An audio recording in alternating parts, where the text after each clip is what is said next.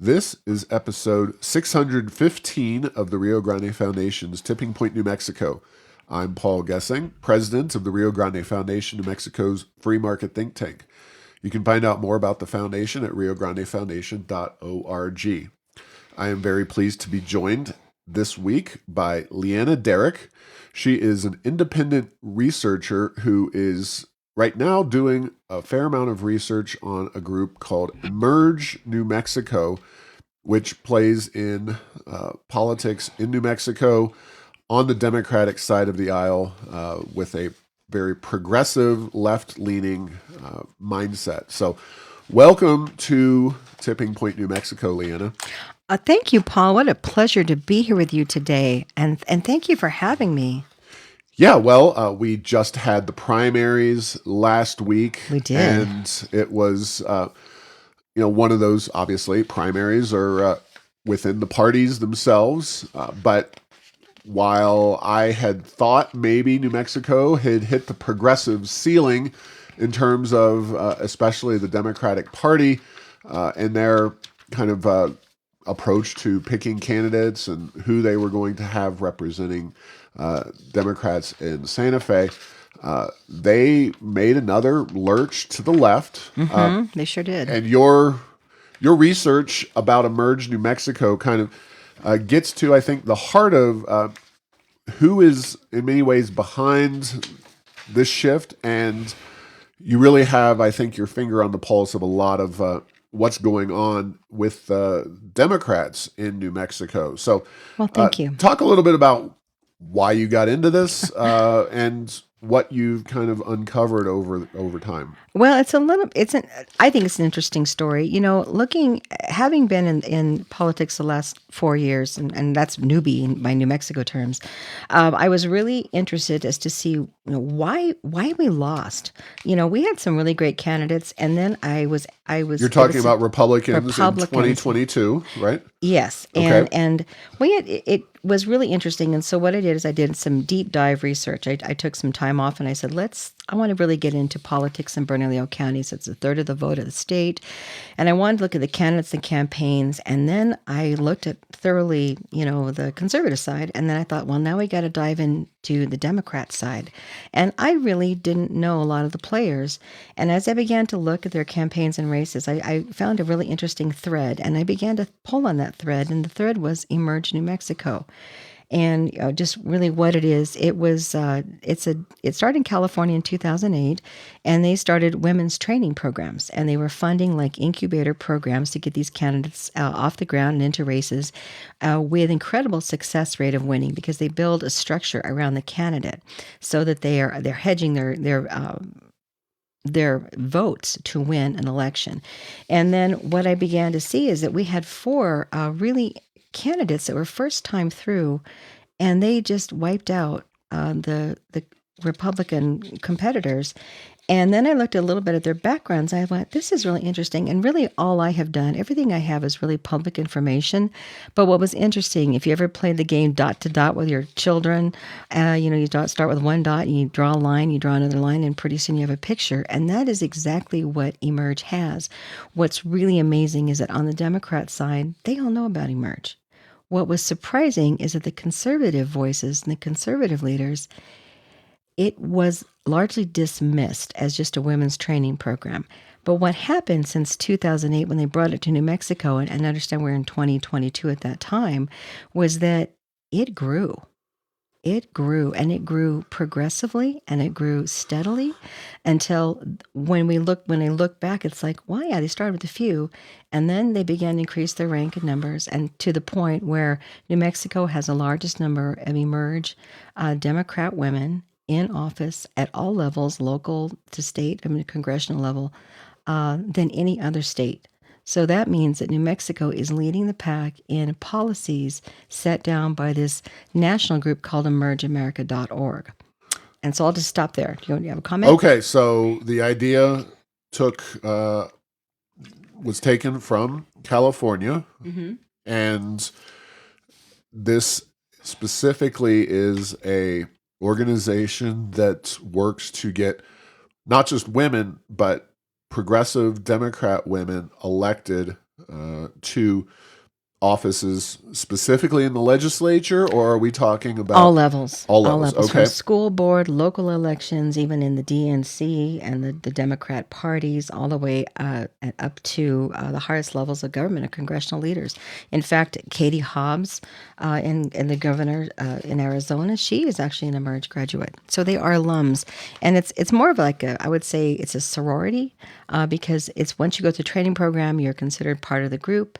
You do sign a contract, and that is the contractual agreement that these alums have to get the services, to get them through this program, and to get the monies. So they are tied to a special interest group, and this is what's the kicker: is it they that is the method versus representation, fair representation of the voters in their elected district. So, what specifically is Emerge New Mexico? How is it organized? Who funds Emerge? Well, Go who ahead. funds it here? Who started it in California? That kind of thing. What are we talking about? Is it a 501c3, a Well, 501c4, uh, yeah, according to something else? their website, and you can go there. It's emergeamerica.org, and you'll find that there are 529 educational institutions. They have state affiliates, so there is an umbrella organization, and then what they do is they work within the states independently. So New Mexico is in that affiliate. How are they funded? Well, there is the national program where they get national money. They get it from Emily's List, from Google's. So It, Emily's List is a it is pro-abortion well, organization on actually, they Democrat side. are a political action group that Emily stands for. It's an acronym for Early Early money Money. is like yeast. Yes. It makes the So dough rise. Yes, that's right. but their origination was from the abortion Yes, and that's kind of. they do ask their who they represent, who represents Emily's List, to sign a contract, and that is how they get their, I guess, commitment.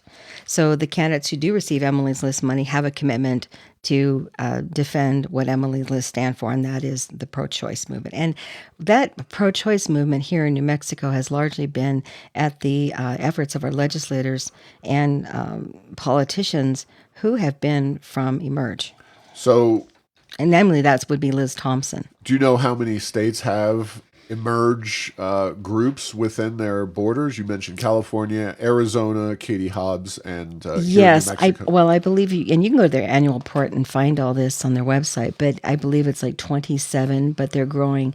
So this is a group of long range thinkers. They have an agenda called Agenda 2035, where they're looking to find people to support the new American majority, and that is a group of people that is minority based women, and they also have now included the non binary, and so it's not just selectively women, but what their tactic is that they actually are trying to unify the states. So what they bring into one state, they amend it, change it so it'll be passable in legislation, and then they'll do the same thing in other states. But the point is to grow their organization so that here's the point: they have several big missions, but their goal is to take over boards and commissions. That's one of their mandates, and it's to promote women first, and their policies, and to promote their sisterhood first, and then take members of their sisterhood and then jump them up and to become ranking officials. But it doesn't just stop there. It actually goes to one more step. That's just the legislative branch of our government. The second thing they've done is they've created a gavel in program where they recruit lawyers and judges and do the same thing in the judicial branches. So, why women specifically? If you have a progressive ideology, why not open that up to men and women? I mean, obviously, politically, broadly speaking, women are somewhat to the left of men as a general rule, but you're leaving half the cards on the table when it comes to the opportunity to uh, make a political difference by leaving men out of the equation. There are plenty of progressive men out there.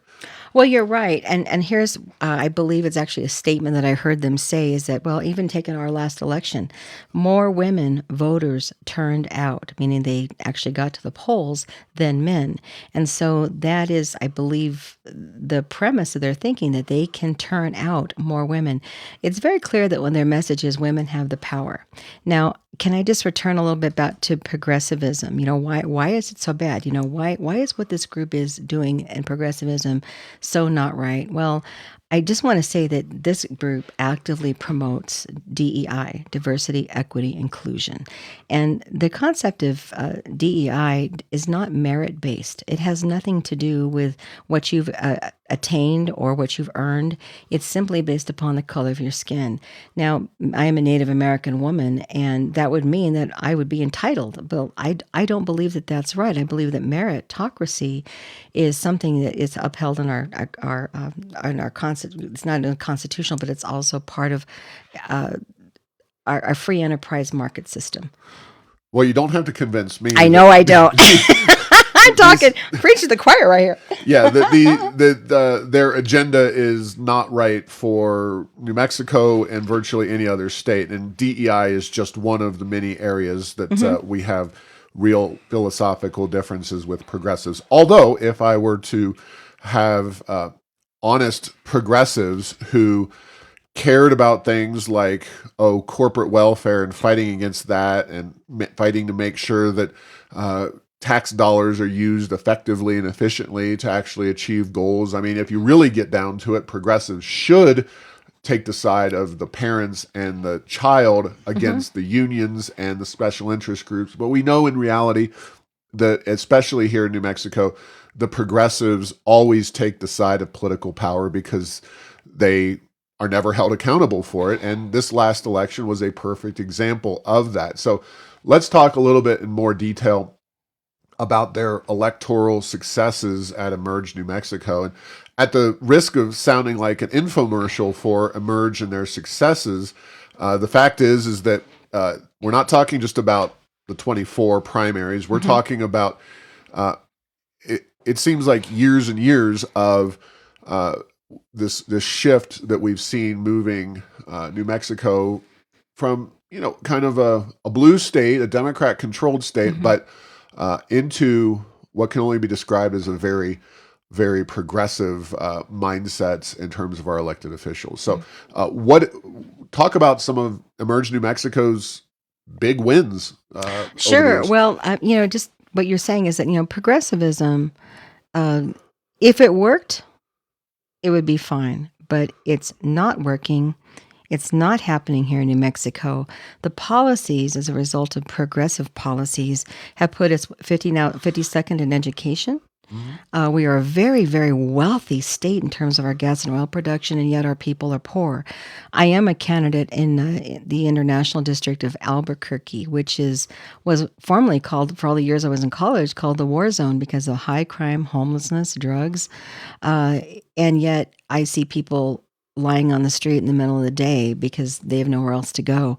The policies of progressivism in each of our cities, our blue cities, and our state, they're not equaling prosperity, and they're not equaling raising our children to be competitive in the workforce and even jobs here in New Mexico.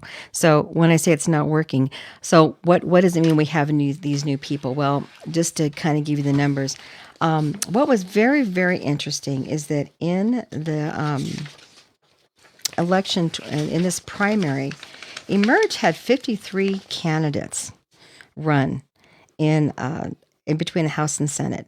There were 29 in the state representative races, 29 out of 70 contests. That was 41%. And all of them primaried out their Democrat opponent. So all 29 of these candidates are going to be in races. And then I believe for states, and here's the kicker on that one, is that of those, 15 of them are unopposed. So they're automatically going to become our next legislators. And same with the House Senate. Now we have only 42, but there were 5 in office then, and then another 10 got added to the contest, and only 1 was primaried out. That's still 24% of our House. But here is why this is important. It goes back to one of their original mandates at the nationwide level. They want women to have a 75% majority in both the House and the Senate. And so they themselves have excluded men, not because that's their national mandate. That's their choice. That is their approach. And they've clearly been effective while excluding men. So that just happened, in fact. Right.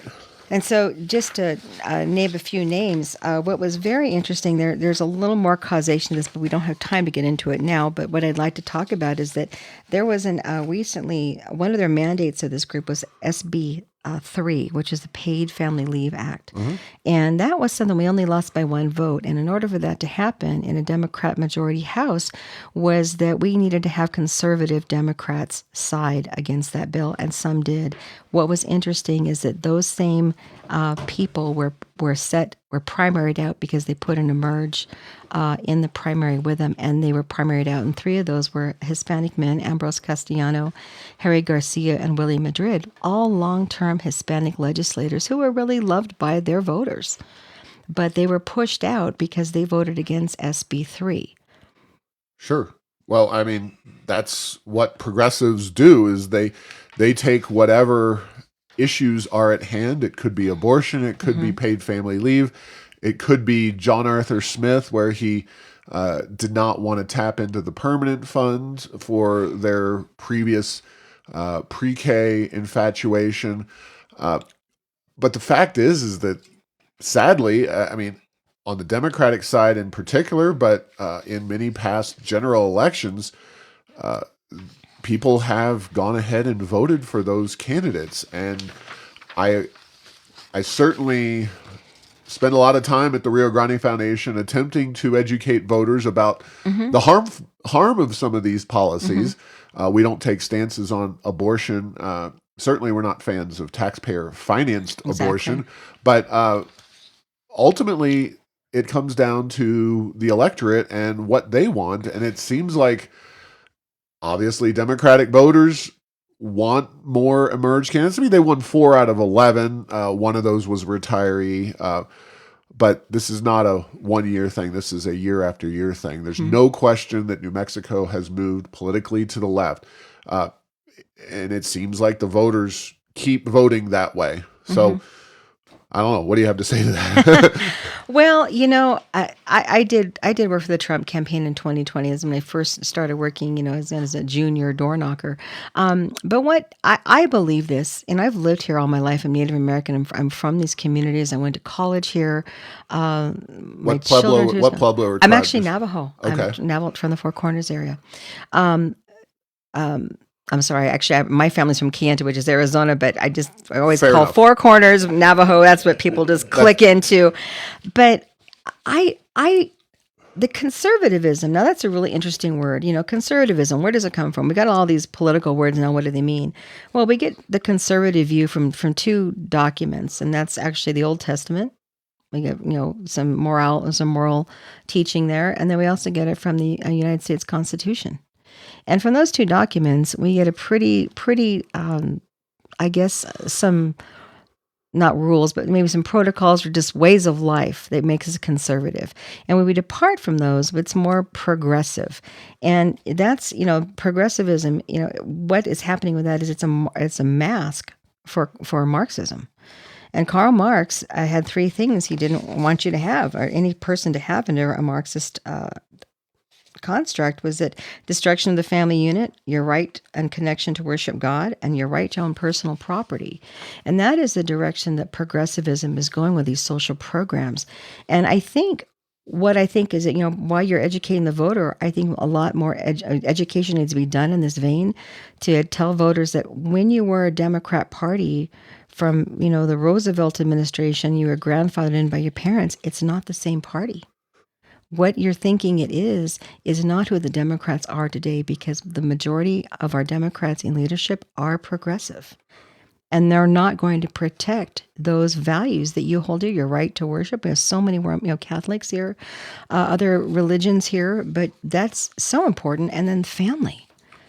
I don't think you can take that out of the New Mexican. I think of the point is I think New Mexicans, if they knew that, they would think differently and then they would vote differently. At least I would hope that. Well, I mean, I totally agree with you. This is not just about paid family leave. Progressives do not like what America stands for from the founding fathers. I mean, we see these protests. There are reasonable debates to be had about Palestinian versus liberal Israel, but to go and your first move is to just destroy monuments that have nothing to do with Palestine or Israel and deface them and do the things that they've done. And these are all progressives. These are people funded by George Soros and other left-wing major organizations. Obviously, there needs to be a lot of voter education that goes on. I guess I'll ask it this way. Why hasn't the Republican Party, why haven't moderate Democrats, why haven't other entities come up with something like Emerge to battle against this evil ideology? Because it is an evil ideology. And if people don't want to be impoverished and ignorant and socialist, communist, etc., which I believe that ultimately they don't want to do when they get into those systems, why are they so effective in winning these races, and why don't we have a better mousetrap, either on the moderate or Republican side, to defeat Emerge? Well, I'm going to go this. I can't defend the GOP because I simply cannot. I can't answer for them. Okay. But I can say this is that, I did a video up in Santa Fe. It's called, you can find it on Rumble. Just Google my name, Leanna Derrick. But it's entitled The Progressive Takeover of Santa Fe, where we interview Hispanic men about what's happening there and how they have been shut down largely from everything from the governor living there all the way to the mayor, and then everyone down to all the seats, elected office and local elections. I think largely it's been a sleepiness, this blindness, focusing on what we're doing, the party. And one thing that the Democrats distinctly do, that they put politics first. It's a job. Emerge is a business. It's an education business. We don't have something equivalent, or at least that I know of here in New Mexico. And what maybe certainly we may need that, but the point is that we're years, even a decade and a half behind their actions of moving forward. So I think it begins with awareness, and that's what we're going to talk about. This is what's really interesting, is that this is beginning to take off in ways I did not expect. It's hard for people to hear this. What is this education that I'm doing on Emerge? Okay. It's in fact, I didn't even put up a website, but another man did. His name is Robert Kwanzi, and he put in flipnm.com, flipnm.com, and as just a citizen's initiative, he took all this research and put it up on a website. Other people have made videos about it. Other people have done work because they so want other people like them to be informed about what has happened here to the conservatives in New Mexico and how the progressives have taken over. And I'm not a business, but it's amazing that people want to wake up. They're hungry for information. And whenever I give a presentation, here's what I always get. I know there's been something wrong. I felt it in my gut. I knew it. We see it. We just didn't know what caused it. I said, well, this is the who, because there are who people who are behind all these terrible policies. What's really interesting is that, we talked a little bit about, who got elected. Well, the 23 that are currently, there are 23 Emerge in the state house and 5 in the Senate. And so 23 Emerge graduates are currently in the House. In the House. And how many in the Senate? 5. Okay, so let's just put that in context. Okay. We have 70 members, so 23 out of 70. We're talking about, a third in the House. A third of the House is Emerge. And how many did you say in the Senate? 5. 5 in the Senate. So that's 42 in the Senate. So a little, ironically, and that was before this election. Yes. So we're clear. 5 in the Senate. Now, in the last session, just so you know how I see things, the House was actually the more moderate body that fought against the governor and her policies a lot, whereas the Senate was much more of a rubber stamp. This past election, and not election, this past session and the previous session before that. So was Emerge just outflanked, if you will, in the last session by moderates in their own party, and that's why they came after him so hard, or kind of. I mean, I know you're trying. I'm trying to get you to get into their mindset, but well, I think so. Before we look at Emerge, there's 23 of them, and there were 40. There were 45 Democrats, and Emerge took 23 of those. That's almost half of their body. And then we have 25 Republicans currently in office now, and so they're competing in their numbers just a little under our number of Republicans. So they're a growing body, and they're going to soon outpace in this next election, if they get their way, outpace the number of moderate and conservative Democrats. But then again, remember, there are a number of Democrats who are not part of Emerge who actually have very progressive policies as well. Right. And so this is where it's happening. One other thing to remember is that, when we go to Santa Fe, in fact, we got another session coming up around the corner in July, is that when I did just a quick look and I circled all the Emerge that are in the committees. The committees are, is where we pass the law. It's where they look at all the bills and make a decision. And they're in every case, except for 4 committees, Emerge is in the chairs and vice chair position. So they are running the committees. And it's the discretion of the House leader, where the bills go. So they can be, hypothetically put into very progressive, Emerge-dominated committees to push very progressive bills through. Well, and we have not much to say because we just don't have enough conservative voters saying no. They will not win. They will lose in every committee. Well, again, nobody has to convince me that the Democratic Party in New Mexico has moved aggressively leftward just since the Bill Richardson days, even since the Susana Martinez days. Emerge is a very big part of that.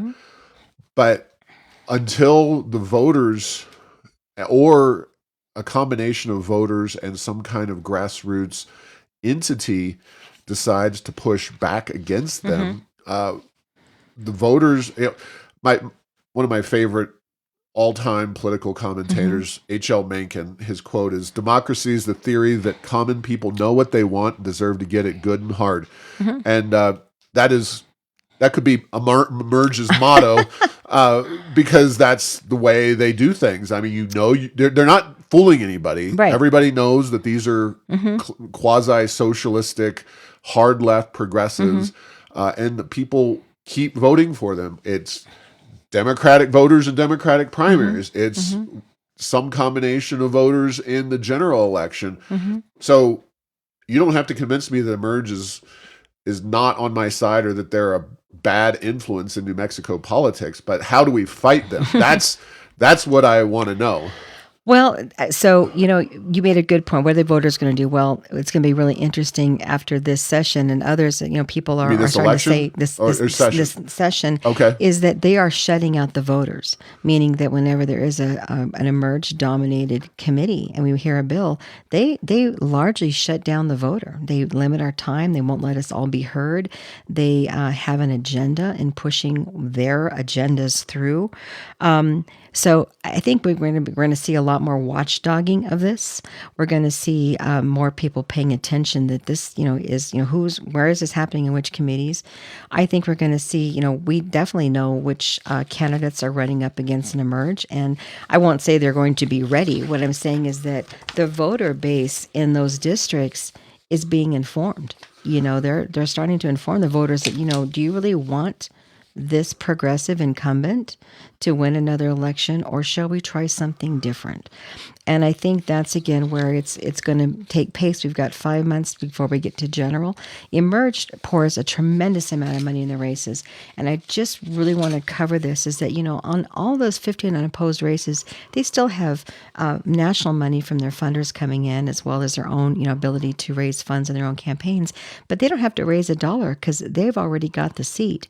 They're going to take that money and parlay that in and use a force multiplier to fund the competitive races, and that's how they've been beating out our people, the conservative voices, the conservative candidates.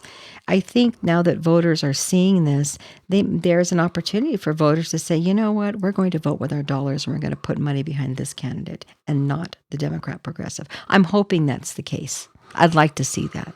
I mean, yeah, I agree. And Rio Grande Foundation, we fight our battles on economic and education and those kinds of issues. We have a state right now, as you mentioned, that's awash in resources, awash in money, and yet our citizenry remains among the most impoverished in the nation. Our education system is dead last by most measures. But let me talk about kind of, unfortunately, those are tricky issues to educate people on because a lot of New Mexicans think that their entire they just are used to that being dead last. But the social issues often become more top of mind, and there's no question that the left has taken a very hard line approach to cultural issues, and this is sensitive because you are a Native American woman, but the state is dominated by Hispanic, especially Democrats. So the statue or the monument on the plaza in Santa Fe, toppled, gotten rid of, goodbye, history gone. Oñate statue, not defending Oñate, but to just take him out as kind of a protest. These are Democrats by and large, and then Democrat politicians who are like, oh, what do we do? What do we do? Like those are the kinds of things that, looking at the Hispanic voter who does really call the shots in New Mexico, you would think that over time, people in Las Vegas would be frustrated by the leftward trajectory of the Democratic Party, but they just voted for another left-winger to replace a more moderate individual. So it ultimately has to be the voters, and I agree that educating them is important, but when do they decide that enough is enough? That's, well, first of all, what you were discussing was cancel culture. The progressives want to cancel out our culture. They want to remove our monuments, our names, our identity, but yet they want to stand on the fact that it's race and why you're different. They're two completely opposing methods and thoughts, but that's what cancel culture does. It cancels out, your heritage, your people. When is a voter going to say enough? Well, when it gets really painful. When going to the grocery store and they're missing meals, when it's so expensive you got to go down to $5 of gas, to fill, you can't fill up your tank, you can only put in $5 at a time. When it gets really painful, unfortunately, is when people make changes. I hope it doesn't get that bad before they do. I'd love to see us stop it before it gets to that place. But sometimes things have to get very painful in your pocketbook. Who is protecting the family paycheck? It is not the progressive Democrats. But they have the money from the oil and gas industry to essentially do whatever they want to. And that's a very interesting message, because their message says, we're going to do what's good for all. It's good for everybody, and we're going to take you with us. But not everybody can go to Santa Fe, and not everybody can stand on the top of the hill. It's only going to be a select group of people who are going to stand on top of that hill. And that's when it's not good for everybody. It's only good for the people on top of the hill, on the very top. And everybody else, they're going to dictate for you what they think is best for you. And that's the disparity of outcome. It doesn't work. And communism doesn't work. It falls because people get tired of being oppressed. And the oppression starts in things like the critical race theory. It's happening in our schools. It's controlling our language. It's breeding communism in that light. It's also bias in our media. Our media's outlets are controlled, and it's slanting news, biased news representation. So they are oppressing us, but people have yet to see it, or at least understand what it is. Well, I agree with you. Unfortunately, the list of oil producing countries, uh, is not a list of nations that you really think, hey, these are the places that really have their stuff together when it comes to things like democracy. And Hmm. unfortunately, while the United States remains pretty democratic, small d, Republican, etc., you look Russia, Saudi Arabia, you do have Canada, but then you've got Iraq, China, Iran, UAE, Kuwait, Mexico, Kazakhstan. I mean, uh, those aren't exactly a list of places that I would like to move to anytime in the near future, Hmm. and it's partially because the politicians always have the money available to buy off core constituencies and different groups that they need on their side in order to maintain power. And we do, I believe, have the power in our hands to change this. But uh, until the sad thing is that the lowest common denominators Hmm. ultimately who controls the Hmm. elections, Hmm. and RGF, we work our butts off. We try to promote ideas. This show, uh, our op eds, TV interviews, everything else that we do, events, to highlight the failures of socialism and government's approach to New Mexico. But they have that seemingly Emerge has the funding and the resources Hmm.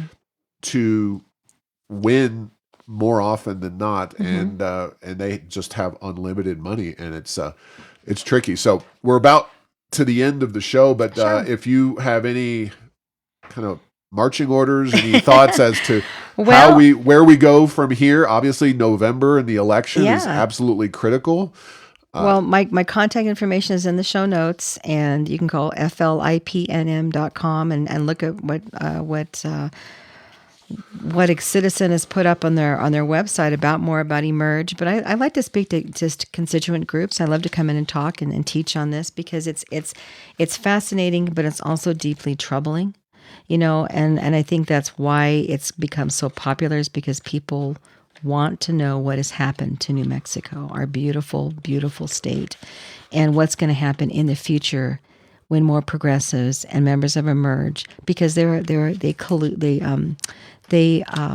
work together. They're a collective. They work in unison to accomplish their missions and goals. And what will New Mexico look like when they're done with it?